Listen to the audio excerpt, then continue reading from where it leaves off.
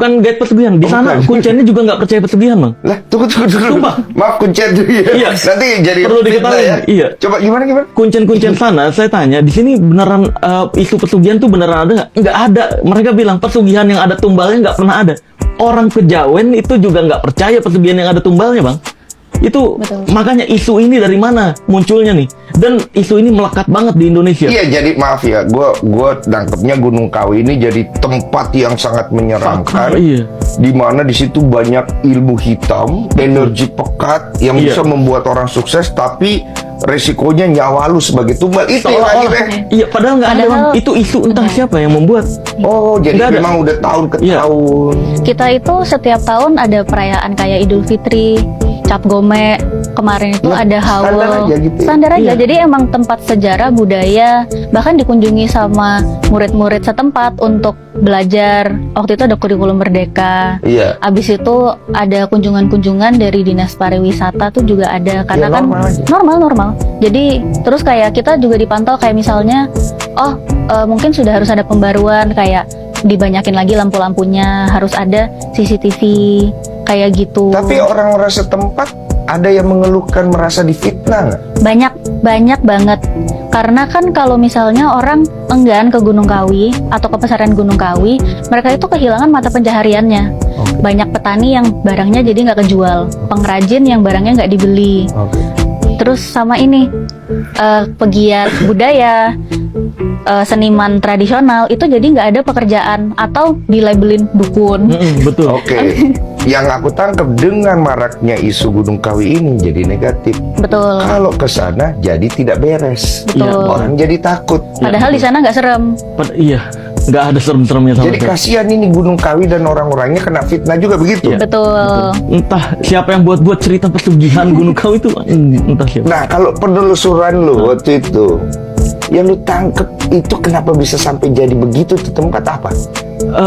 Karena sebenarnya kan di sana, gue tanya Bang, ritualnya apa aja kekunciannya nih? Biasanya orang yang mau datang doa tuh apa aja? Katanya butuh dupa sama kembang doang 3 rupa. Nah ini perlu diketahui ya bahwa dupa itu, kenapa dupa, orang kejawen itu doanya pakai dupa? Kepercayaan kejawen menyatakan bahwa ketika dupa itu dibakar, doa kita akan terbawa asap ke atas.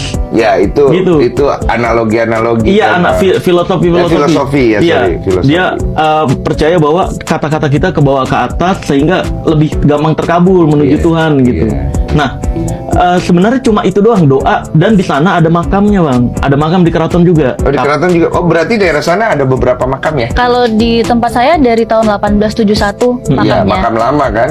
Iya, Iya, makam lama. yang- Ini orang-orang malah kenapa pada percaya pesugihan itu beneran ada seolah-olah, atau seolah-olah pesugihan yang pakai tumbal itu beneran ada.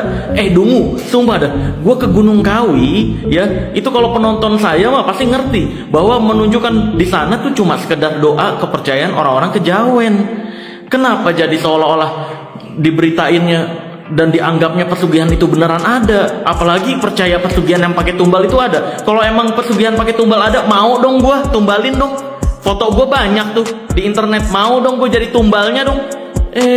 Gua edukasiin bahwa di sana cuma sekedar doa, kepercayaan orang-orang kejawen bahwa doa di sana tuh lebih gampang dikabulkan. Lah kan di agama lu masing-masing itu ada tempat-tempat, ada waktu-waktu tertentu yang dipercaya sebagai doa-doa yang gampang dikabulkan. Kalau dalam Islam ketika hujan, lu doa tuh banyak-banyak. Terus minta doa ke istri itu doanya lebih mudah dikabulkan. Minta doa ke orang tua bagi yang belum nikah. Bagi pria bisa tetap minta doa ke ibu atau bapak orang tua walaupun udah menikah, itu lebih mudah dikabulkan. Pada saat akhir sholat itu juga lebih mudah dikabulkan. Kan banyak kalau dalam Islam. Kok bisa lu tetap percaya tempat doanya orang kejawen itu lebih gampang dikabulkan? Nggak sekalian lu umat-umat Islam yang doa di Gunung Kawi, nggak sekalian lu doa di gereja tuh sekalian tuh. Nggak sekalian nih orang-orang Kristen yang ke Gunung Kawi doa di masjid gitu. Kok bisa salah server? Kok bisa kepercayaannya melenceng? Kan lu ada ajaran masing-masing. Astagfirullahaladzim. Kalau pesugihan bener ada, seharusnya ada orang jualan cilok. Harga 1 ciloknya 1 juta, tapi pembelinya ngantri. Harusnya ada tuh. Terus juga harusnya kalau memang pesugihan Gunung Kawi seefektif itu, kuncennya sudah jadi orang kaya. Kalau memang Gunung Kawi bisa membuat orang kaya, seharusnya penjual-penjual di sekitar itu cabangnya udah ke luar negeri, udah IPO tuh sahamnya tuh. Tapi faktanya kan mandek tuh di situ-situ aja. Ini namanya juga kepercayaan doang, doa.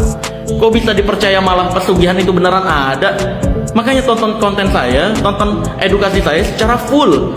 Jangan potongan-potongan TikTok, please ini mah.